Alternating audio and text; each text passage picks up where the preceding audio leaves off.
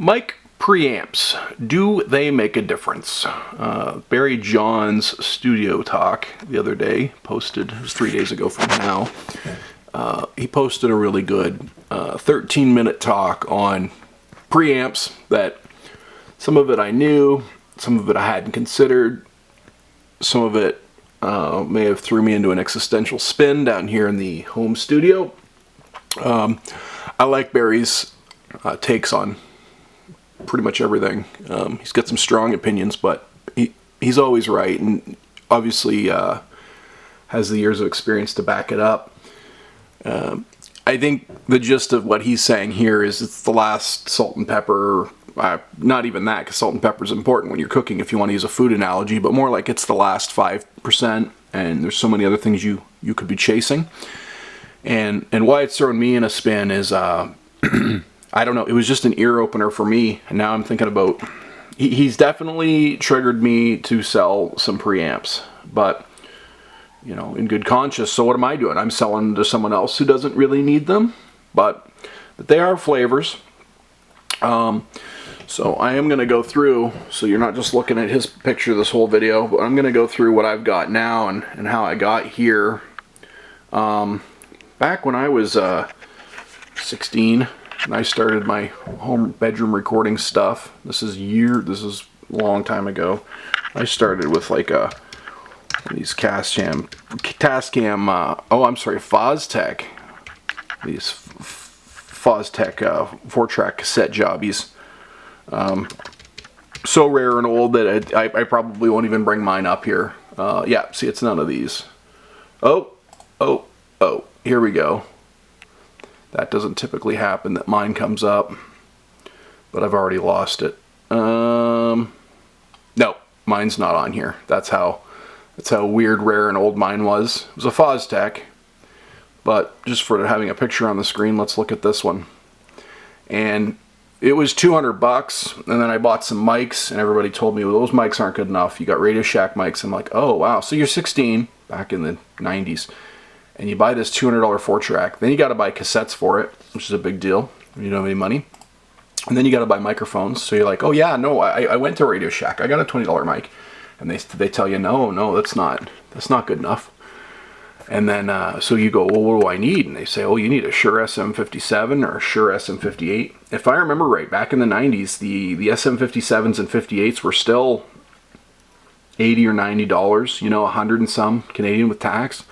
So then I got my 4-track, and I got my one Shure mic. So I'm ready to go, right?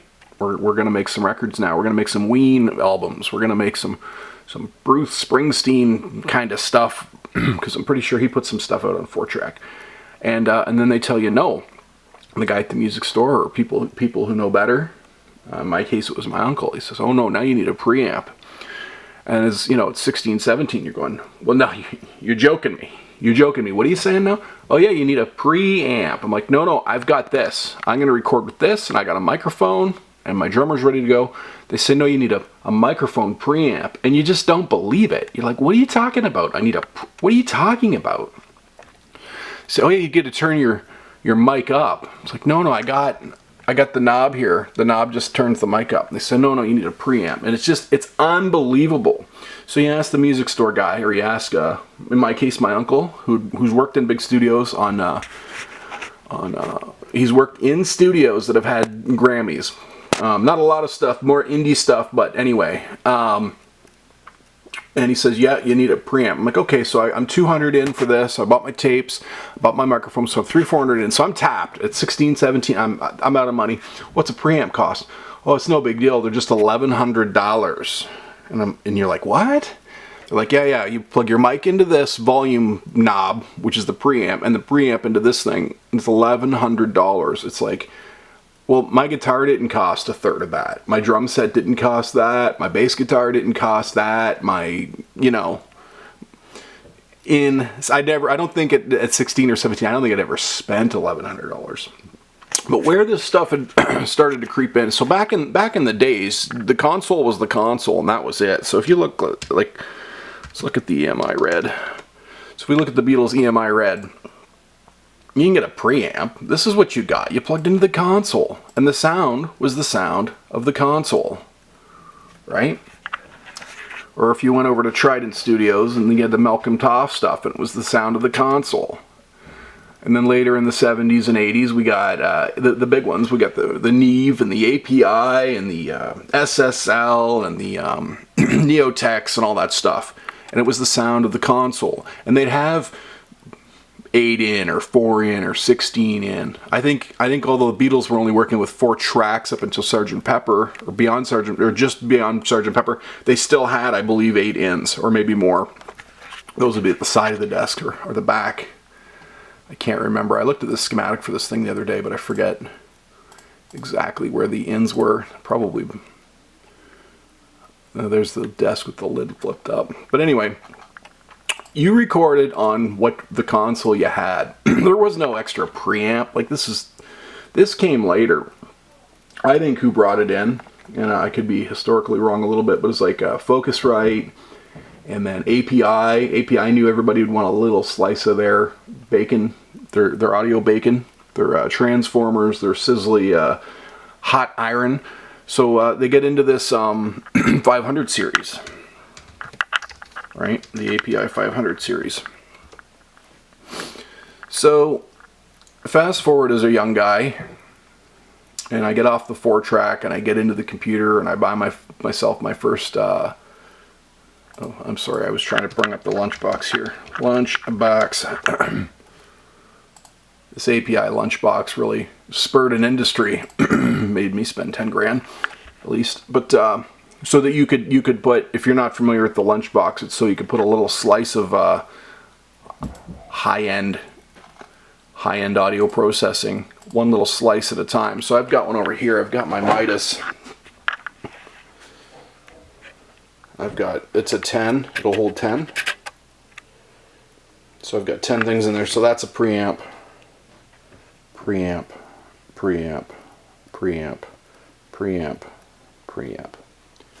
So